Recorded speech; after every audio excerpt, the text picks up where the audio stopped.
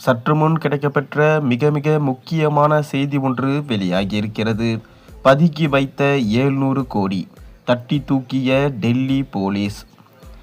வருகிற சட்டமன்ற தேர்தலுக்கு இன்னும் 2 மாத காலங்கள் மட்டுமே உள்ளன. தொடர்ந்து தமிழகத்தில் 4 முனை போட்டி என்பது நிலவி வருகிறது. ஆனால் திமுக ஆட்சியில்தான் தற்போது ஊழல் தலைவிரித்து ஆடுகிறது. அது மட்டுமில்லாமல் பெண்களுக்கு பாதுகாப்பு இல்லை. தொடர்ந்து அனைத்து துறைகளிலும் ஊழல் என மக்களால் குற்றம் சாட்டுவது சமூக வலைத்தளத்தில் மிகவும் வைரலாக போய்கொண்டிருக்கிறது. எங்கெடுத்தாலும் எந்த துறையில் எதை பார்த்தாலும் ஊழல்தான் தமிழகத்தில் நடக்கிறது என அனைவராலும் சொல்லப்பட்டு வருகிறது. தொடர்ந்து அனைத்து முறைகேடுகளுக்கும் திமுக ஆளும் கட்சியாக இருப்பதுதான் காரணம்.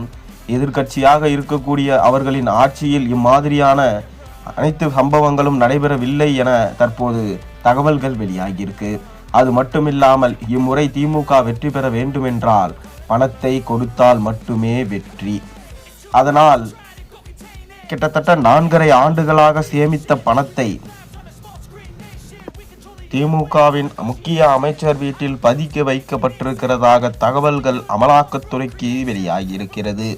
கிட்டத்தட்ட 4.5 ஆண்டுகளில் சேர்த்தது 40,000 கோடி எனவும் அதில் தேர்தலுக்காக செலவு செய்ய முதலில் 4,000 கோடி என தகவல்கள் வெளியாகியிருக்கு.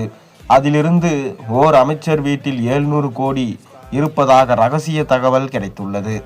அந்த தகவலின் பேரில்தான் டெல்லிக்கு அழைத்து சென்று முக்கியமான விசாரணைகள் நடத்தப்போவதாகவும் தகவல்கள் வெளியாகியிருக்கு. அதாவது முக்கிய அமைச்சர் வீட்டில் இருக்கும் அப்பணத்தை அமலாக்கத்துறை விரைவில் சோதனை மூலம் கண்டறியப்பட்டால் கண்டிப்பாக அந்த அமைச்சர் கைது செய்யப்படுவார், டெல்லி சிறையில் அடைக்கப்படுவார் என சொல்லப்படுகிறது. இன்னும் ஓரிரு மாதங்களுக்குள் இந்திய தேர்தல் ஆணையத்தின் கட்டுப்பாட்டில் தமிழக அரசியல் களம் வந்துவிடும். அதன் பிறகு பணப்பட்டுவாடா செய்ய முடியாது.